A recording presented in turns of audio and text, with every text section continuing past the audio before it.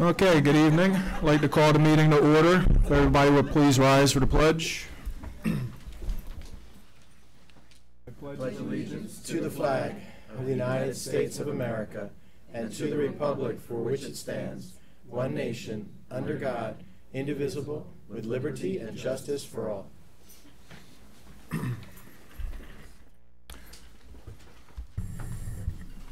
Okay, good evening. Welcome to our December work session meeting.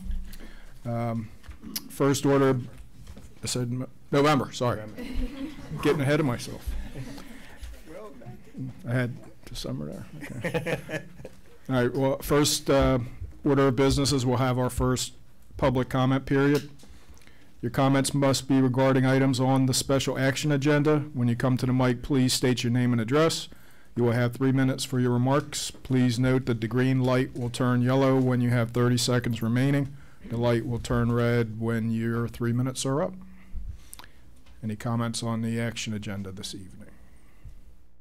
No? Okay. Seeing none, I'll turn it over to Dr. Malash.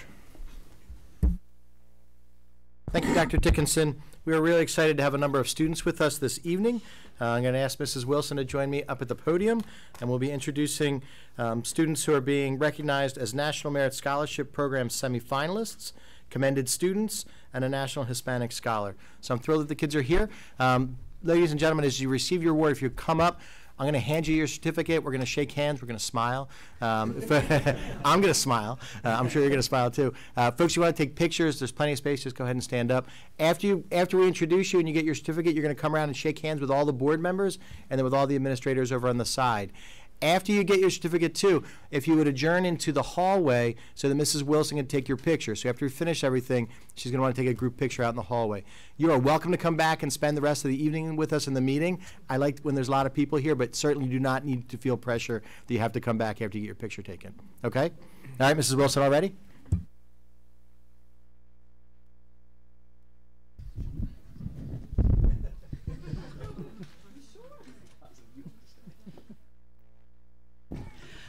All right, so we're going to start with our semifinalists. These are not in alphabetical order, but I will read off the names. The first is Jennifer Liu.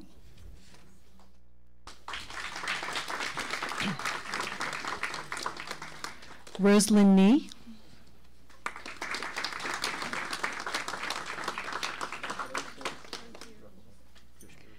Jonathan Sato.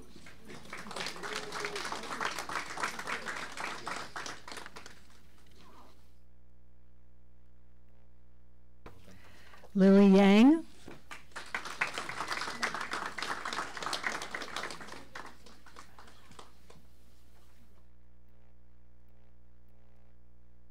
Audrey Young.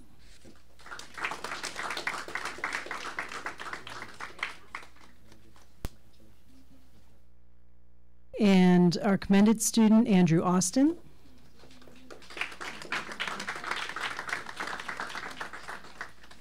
Aiden Berger.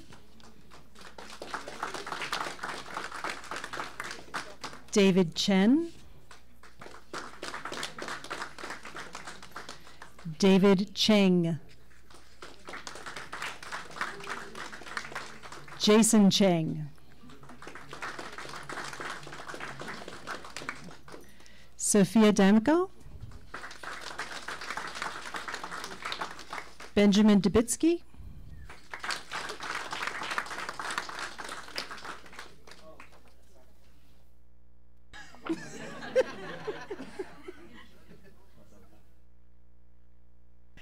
Aaron Finkelstein.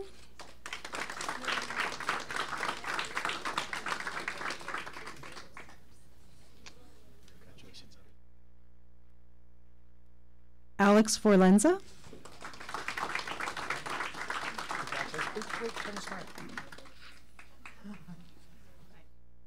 Alexander Glass.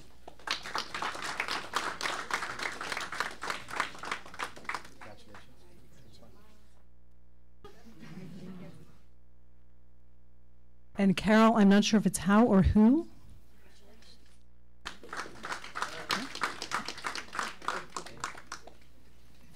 Catherine G.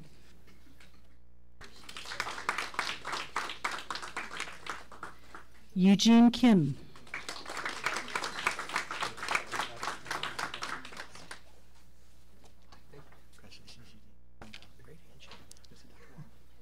Nandini Kuntamakula. Soon Woo Kwan.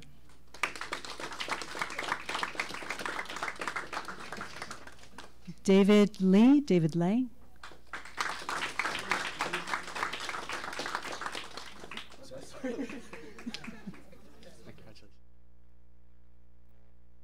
Bridge Liu.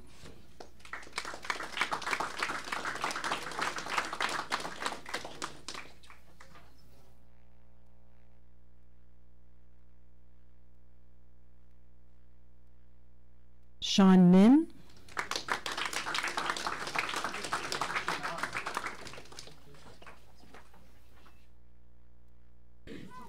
Anthony Moon.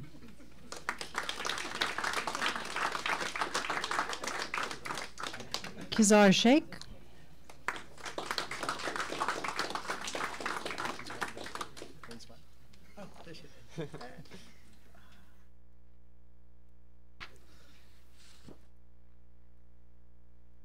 Harrison Smith.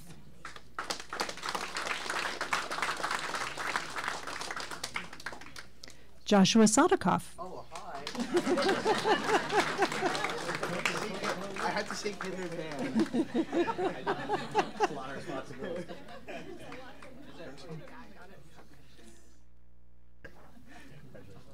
Go shake everybody's hand. Vivian Sun.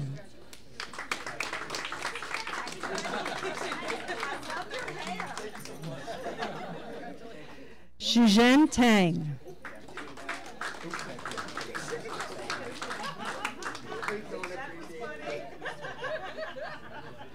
Elizabeth Winslow.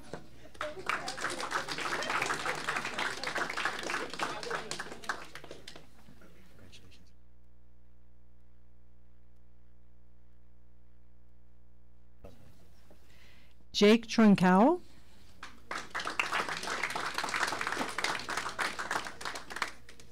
And our National Hispanic Scholar, Eric Reyes Munoz.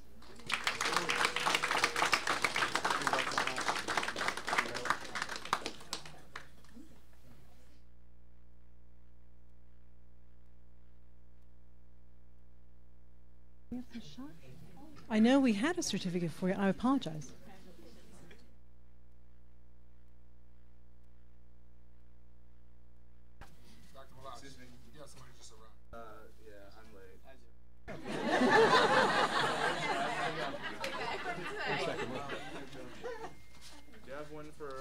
Someone by the name of Shoshin. Hold on just a second. What's the name?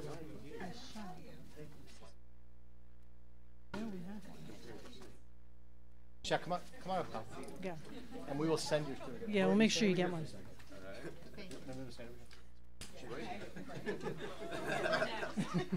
Congratulations. Turn and smile. We will send you a certificate.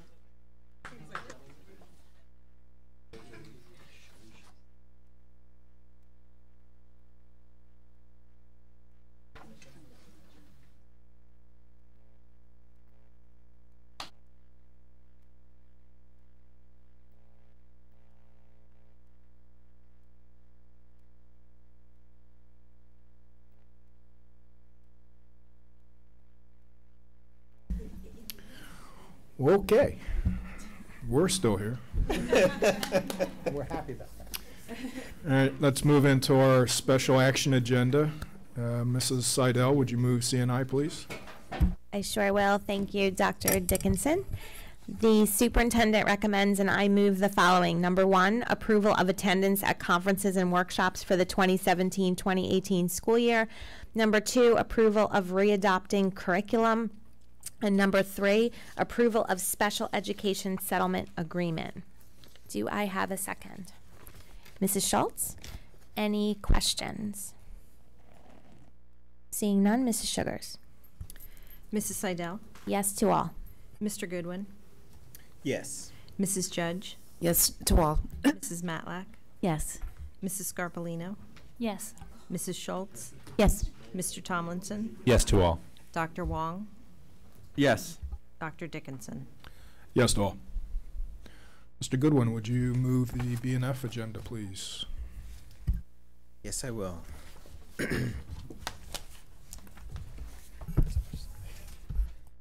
The superintendent recommends and I move the following. 1, financial reports.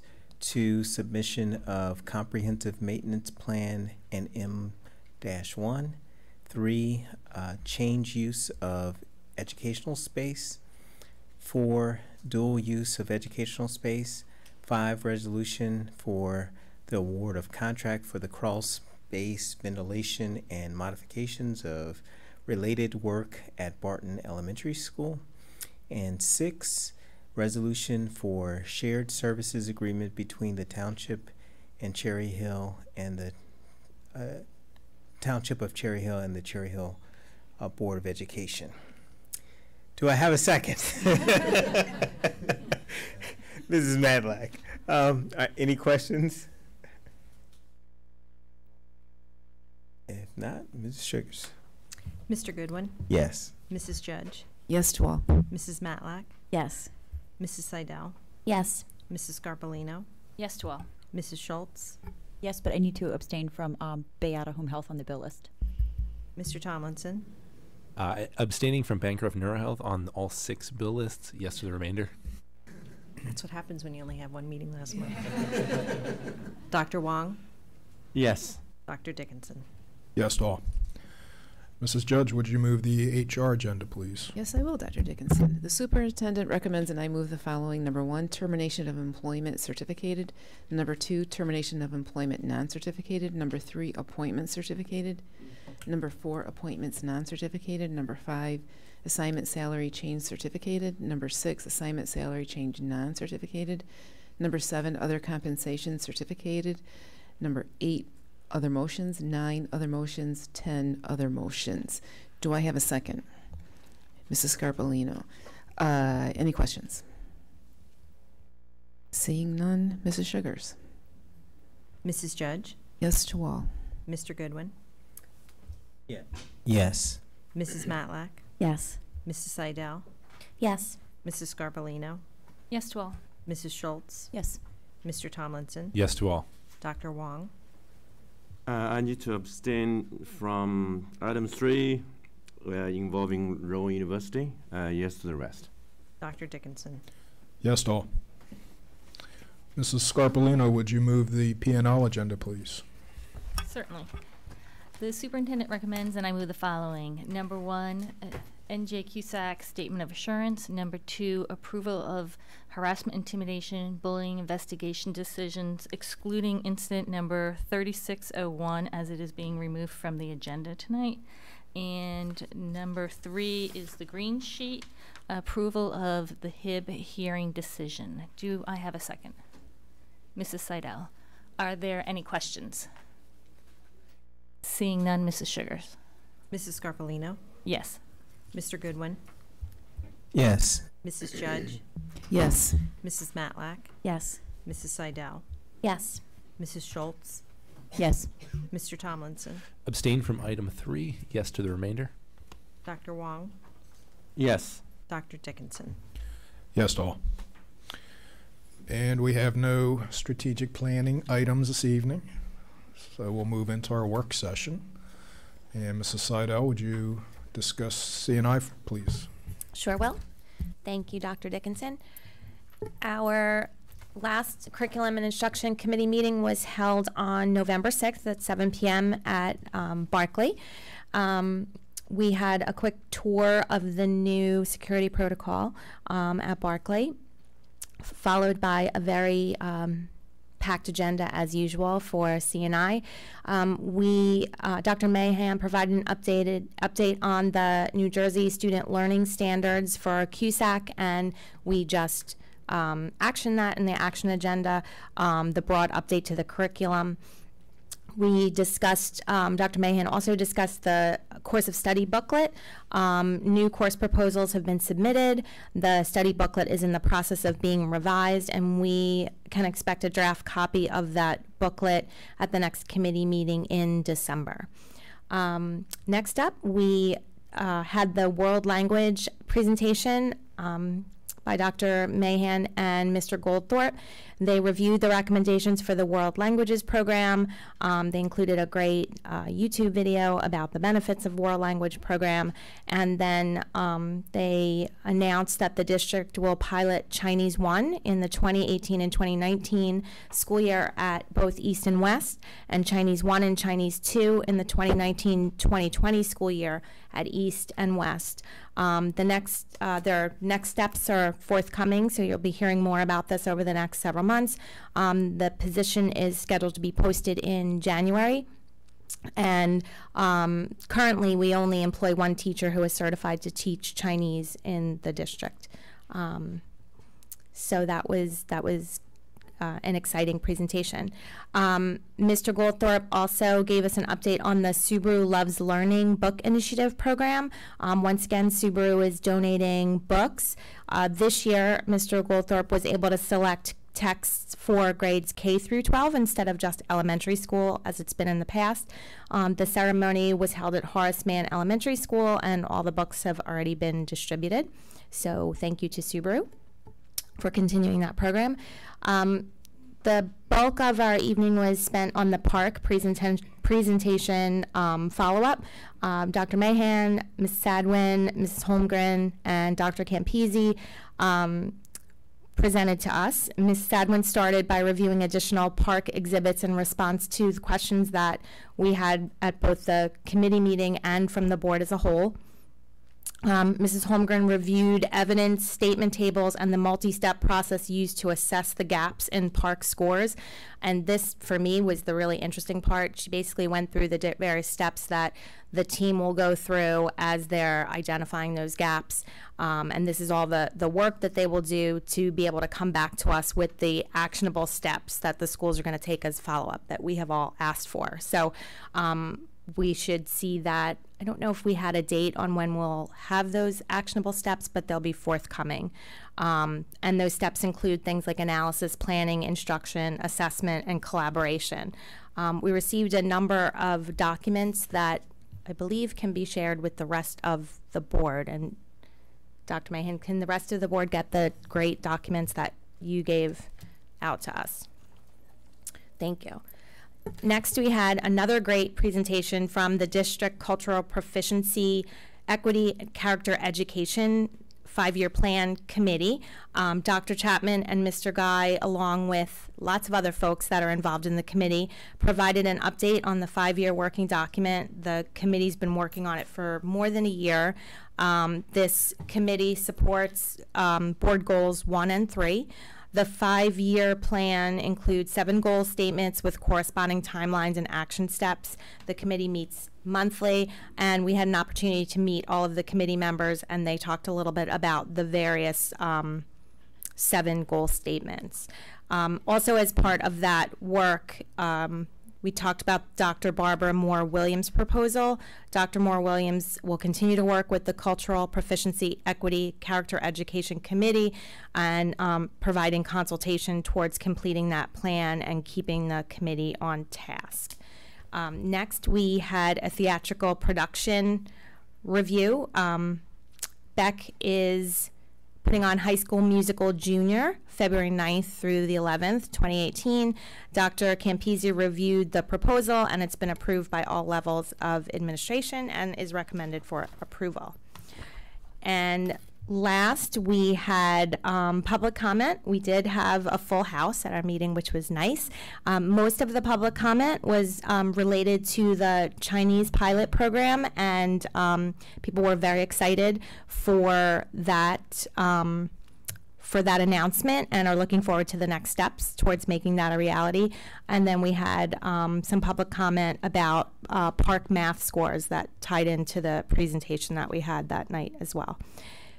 So again, we had a very busy meeting. Any questions, comments? Mrs. Scarpolino. I had a question about the Chinese language program. Not being on the committee, you guys may have talked about this, but I saw in the presentation online that we did look at peer schools and what they offered. But I guess I had a question as to, did we just look at what they offered, or did we kind of delve in? Because my understanding is, and I think Dr. Wong even pointed out at our last meeting, that it is difficult to find qualified instructors. So I guess I'm a little concerned that we're offering this now, but then we might not be able to find adequate staffing or enrollment to sustain the program. So, you know, what was our survey of the other districts? So I'm going to turn it over to Dr. Mahan. I believe that was all part of the administrative proposal. That's the work you described was included in the work that that Mr. Goldthorpe and I did. We looked not only at what the districts were offering, but if they had a teacher currently staffed in the program, how long the teacher's been in the program, and if they've been able to maintain their numbers in the program. So is it a concern in regards to certification and hiring a qualified candidate? Absolutely, but it's something that we believe we're confident in being able to attract a candidate who's able to teach the Chinese language program at both of our high schools. So we're going to be moving forward. Thank you. So we have a certificated staff member now who is qualified to teach Chinese. Is that correct? That is correct. And so would we only be hiring one additional staff member, or like would that teacher be reassigned to teach Chinese? So the person that we have, we don't typically talk about certifications, but we were just indicating that we had one person on our current faculty in district that has the certification. That does not mean that they've been identified as the candidate to teach the program. So the position will be posted in January. We've already come up with a job description and plan to give that to Miss Adrian for posting in January so that we can get ahead of the game in regards to recruitment.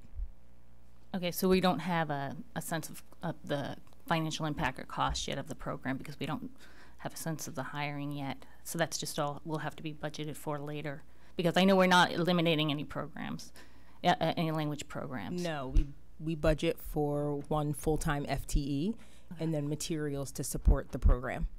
Okay, thank you. You're welcome.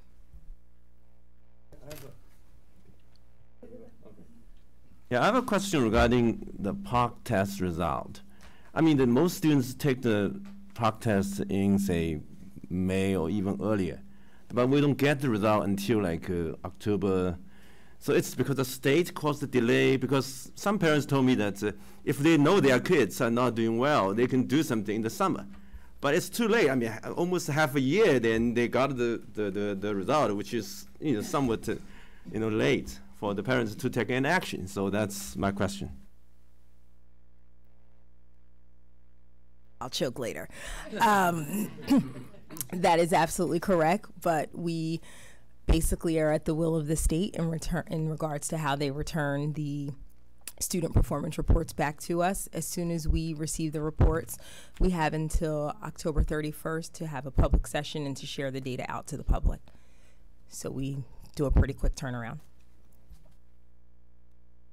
Mrs. Judge? So two things. One is, for lack of better wording of this whole thing, Park was advertised to be able to have a quicker turnaround. So it's maybe a little bit quicker than Ask was, but not much, if I recall. So far. So it was supposed to be, but it's not. It's supposed to be quicker to turnover, but it's not. And regarding the Chinese world language, there's a YouTube video that was shown. Can the rest of the board have that link? Yeah, it was cool. It was just a fun video. It's the value of world language. Okay, I'd like to. It is posted. The world language presentation is posted online under CHCLC academics and instruction, I believe. Okay. I'll include the link in my memo on Friday as well. Okay. But if you go to the curriculum instruction tab, it's under curriculum. The presentation is contained within there. And one of my questions about the world language and Chinese, in addition to Mrs. Scarpolino's, is I know it's referred to as pilot, but Are there going to be A-level kids, H-level kids? Have we gotten that far yet? And how is that going to be handled in one classroom? Or, because I know there are some classes where we already do that. Do we know the answers to that question? We are waiting on our enrollment numbers to see how we will handle the levels at both East and West. But right now we're looking at a 0.5 at East and a 0.5 at West. So however that kind of rolls out in terms of class assignments will determine how we cluster students. And I do want to go back to the question you just asked in regards to, is the world language presentation posted? It is. It's under the academics tab, but then it is under the instruction tab, not assessment. And it is the last item listed under curriculum overview. Mrs. Judge, it'll also be, ultimately the board will have to adopt the curriculum for Chinese. So that will be an ongoing discussion about what does that look like in the introductory year in terms of leveling, whether it's on an honors class, an A-level class. Okay. So somebody that I know well, that I implied earlier that might be in contact with you at some point in the future, a concern is being too advanced for some kids and not advanced enough for others. And how are we going to weigh that out?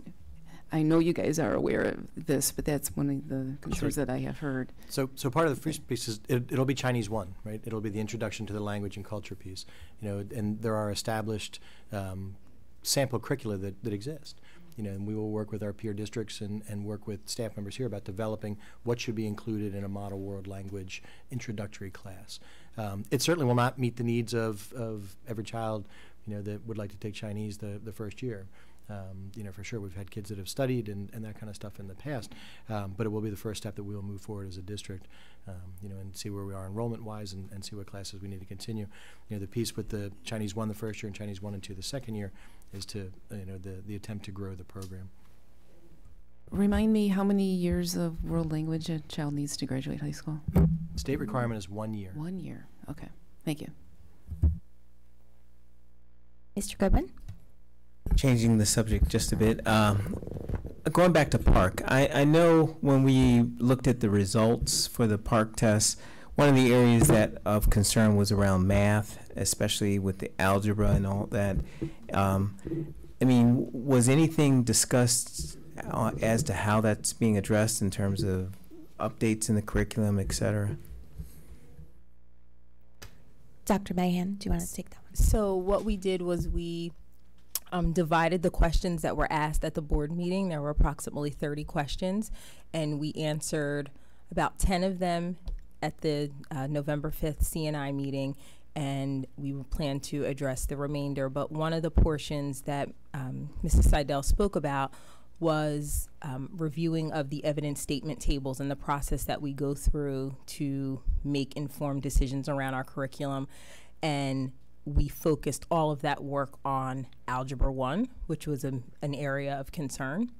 So we are already planning for the December 5th meeting, and we are targeting the work that we are doing specifically in regards to algebra. So we're answering the questions in terms of big picture, but speaking specifically to one content area that we know was a concern in our PARC results. So really showing process, but through one content area. Okay. Because I guess my concern was that it seemed like the rest of the state was not in the same position as Cherry Hill, and that's what you're looking at. Absolutely. Okay. Anyone else? Okay, thank you. Back to you, Dr. Dickinson. Thank you, Mrs. Seidel. Mr. Goodwin, would you discuss B&F, please? Yes, I will. For B&F, most of the discussion was around the 2016-2017 audit, and our new auditors were here to present those results. I'm not sure when it's going to be presented to the rest of the board. December 5th. Okay, so it's going to be presented out to the rest of the board December 5th. But we had it was a great results, unqualified, and they said there was no findings.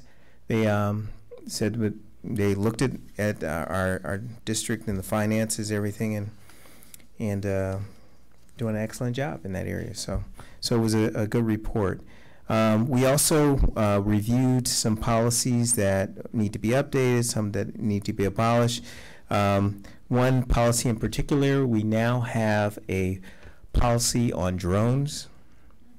So if you want to know what our policy is on drones, you can go and find that out.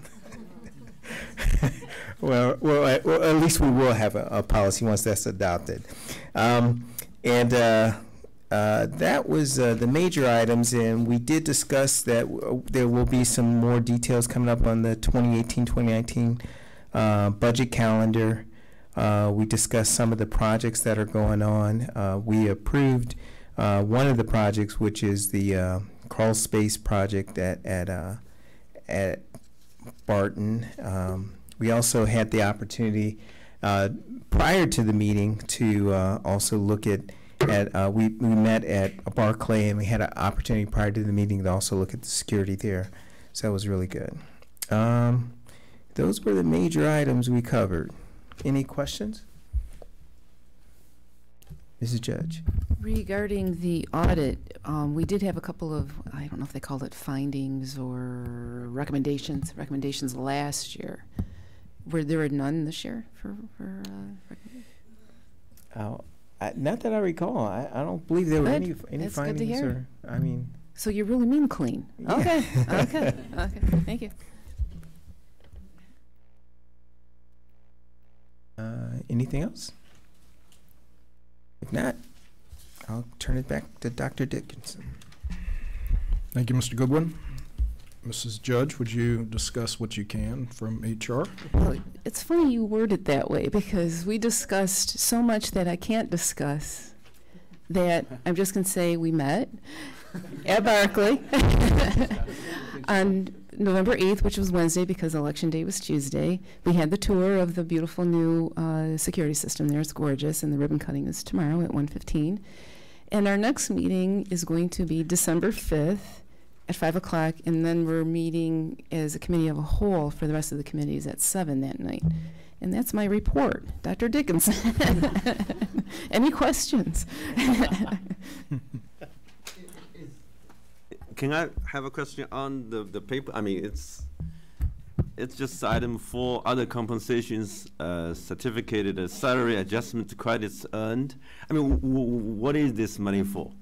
It's, Mrs. Adrian can answer it and much more clearly than me, but it's the kids, or the teachers that, okay, the kids. Mrs. Adrian, why don't you just take over? As part of CHEA's contract language, teachers that earn additional credits towards a graduate degree or doctoral degree program can move across the guide or change lanes twice a year. They can do it September 1st and February 1st. And then the contract says that they have to have original unopened transcripts to my office by November 1st, and then we retro back to September 1st. And then for the February 1st date, they have to have the documentation to me by April 1st. And then we retro back to February 1st. So besides taking, say, graduate courses, what other ways that they can actually earn credits? No? It has to be a graduate level course, cannot be a continuing education credit. It has to be part of a graduate degree program where they are matriculated into a graduate degree or doctoral degree program. Thank you.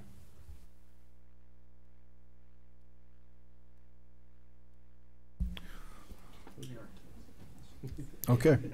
Thank you, Mrs. Judge. Mrs. Scarpolino, would you discuss P&L, please? Certainly. We met on Monday, November 6th, also at Barclay, to see the new security measures and get a tour of that from Mrs. Sugars. We had a first reading of 2 policies. The first was policy 1250 on civility. This is a new policy establishing framework for respectful conduct at meeting between school personnel and parents and guardians and other members of the public. A number of the districts are moving to having a formal policy on this, and we thought it would be a good idea for us to also have that policy. The second one is 5330.04, administering opioid antidote. So again, several districts and sometimes entire counties have adopted this policy in the event of an opioid overdose, and I think most of us have probably heard in the news where first responders and have now been trained to administer that. Now we're thinking in the schools that would be a good idea also. It is not a mandatory policy. There is legislation pending, though, that would make it a mandatory policy, but we think given the crisis going on statewide and countrywide, it's a good idea to have one. So Dr. Campisi is doing a little further research on the amount of antidote kits that other districts are storing and how the training would occur. The kits are generally good for about 18 months, and we're just determining whether do we want to have in every school, including all of our elementary schools, or does it make sense just on the middle school and high school levels, because even though hopefully we're not worried about elementary students needing it, there are also adults that are in those buildings, and you never know. So that's what we're looking into, but we expect to have a policy in place at some point, because unfortunately it's necessary now. We had a discussion of just a policy review of 3 policies, 5511 having to do with student dress code and grooming, 3216 teacher dress code and grooming, and 4216 support staff attire. And these were reviewed after an inquiry was made at the central office regarding student dress codes. And after review, there was no recommendation to change the policies. We thought they were sufficient and up to date. However, Dr. Campisi did notice a discrepancy or a problem with at least one of the high school, I think it was East's handbook.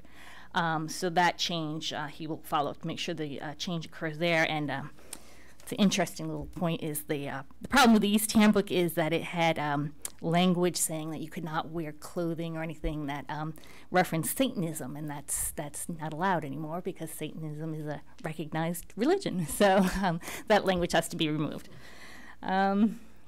Then, just for informational purposes, Dr. Campisi did share with us some information on some upcoming legislation, S742, which requires boards of education to enter into agreement with law enforcement authorities regarding access to live video streams of public school buildings. So this is information for our web-based cameras, and implementation process is being finalized at this time to be in compliance with the legislature. And that would not be something where the police are sitting there monitoring it 24/7. It's just that they can access it as needed. And so examples, Barkley and the cameras we have there, ultimately we would need to be able to give the Cherry Hill Police a tie-in to that live feed, and for any of the other schools.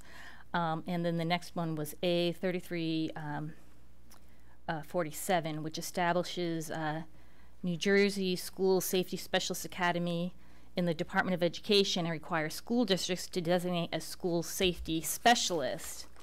And the State Board of Education has created this responsibility, that the superintendent must designate a certificated administrator to fulfill the responsibility. So you would think it would be our safety officer, but it needs to be a certificated person. So the NJDOJ will be providing more clarity and guidance in the coming months, as well as intense training later in the school year. So we'll get some clarification on that as time goes on. And as I mentioned, we did review the new security at Barkley. There was no public comment, and that's it. Any questions?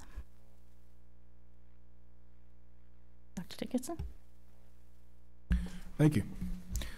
Mrs. Matlack, would you discuss strategic planning, please? Yes, I will. We met on Wednesday, November 8th at Barkley as well. And at that point, all the committee members had been through the security presentation, so we did not do that. We have one item on our agenda, and that was the middle and high school referendum project summary. Mr. John Middleton provided us an update on the proposed middle and high school projects to be considered for the upcoming referendum.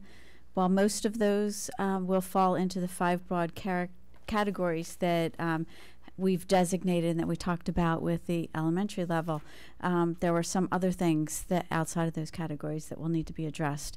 And the committee spoke about the asbestos issue at Carusi Middle School and the need to remove it in order to do any other significant work there.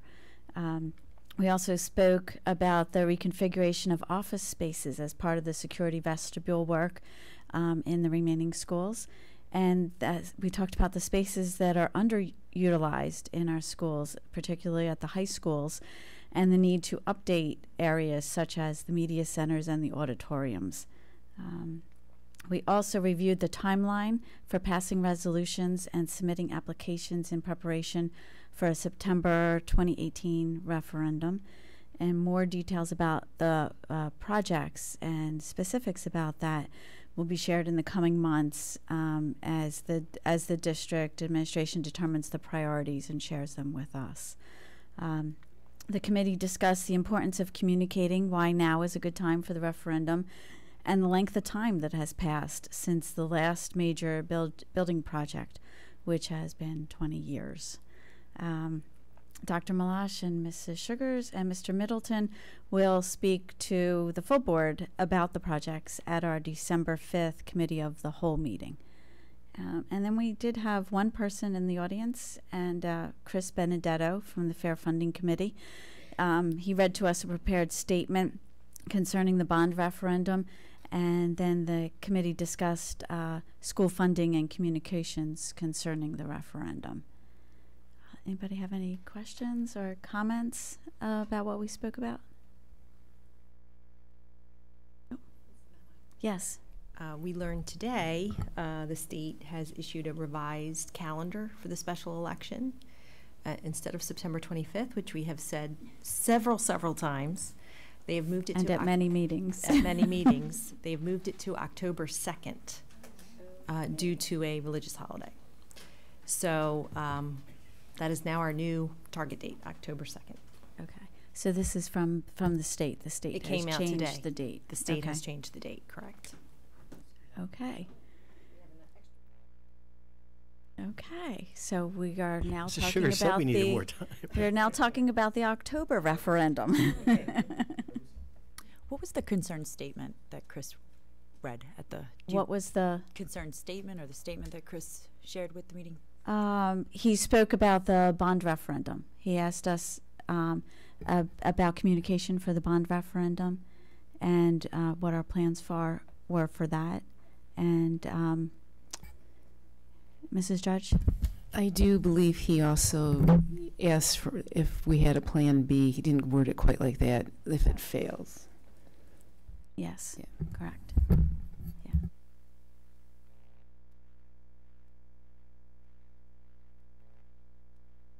That's all then. Thank you, Mrs. Matlack.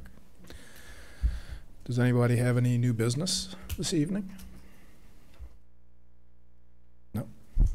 Do you have something, Josh? I saw that smile. Many of you touched on this. I just want to kind of focus our appreciation and recognize the effort that Dr. Malash, Mrs. Sugars, Mr. Bart, Mr. Carter went through in getting the security veranda done at Barclay. I think it demonstrates, our commitment as a district to securing our children and finding the money in a very tight budget to accomplish that, I think was a very key accomplishment. So thank you all very much, and everybody else that was involved. All right, so we'll go into our second public comment.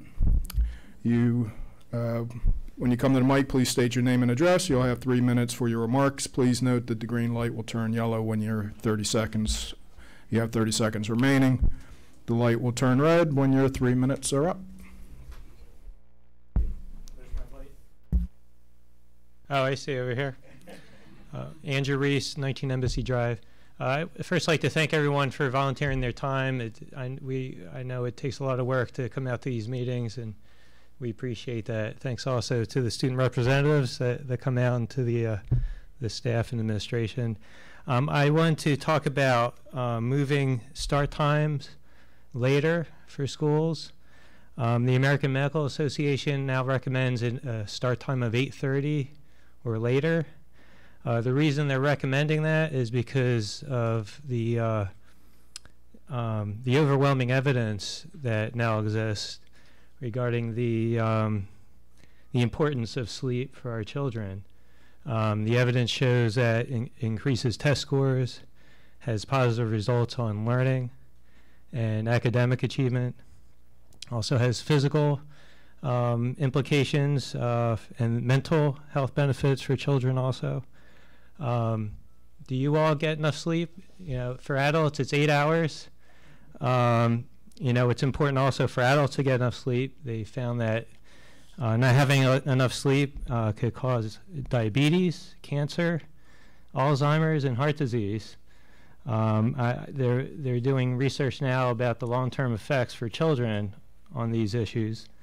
You know, there is precedent for having a later start time. I believe in 2006, all schools may have started at 9 a.m.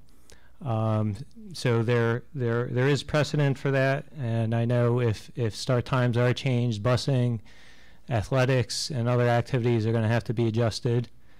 I want to note also with regards to athletics, they found that, you know, when you're sleeping at night, there are different stages of sleep, and the stage of sleep in the morning is particularly important for athletics and dexterity things, so that would also help athletics, even if we are taking a little bit of time away from practice at the end of the day. Elementary schools already start at 9 a.m., so for a lot of families, they're already sending their kids to school for that start time, so it shouldn't be too much of an adjustment for them. I know this can't be done overnight, but I would just ask the board to direct the administration to come up with a plan. What needs to be done if start times are going to be moved? What adjustments need to be made? Make a report back to the board. And, you know, this could be discussed some more. If I could just say, has this been discussed before? Are you familiar with the research on this? Yes, it has. Okay. And are you familiar with the adjustments that would need to be made, or is that something that needs to be provided to the board? The administration will look into it. They'll report back to us. Okay. And we're aware of it being an issue. Do you have a time frame of when they're going to be reporting back to the board?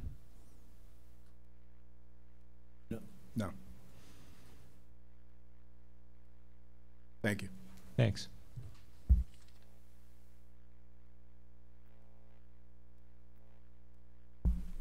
Anybody else? No. Seeing none, I have a motion to adjourn. Mrs. Judge, Mrs. Matlack. Good night, everybody. Thank you.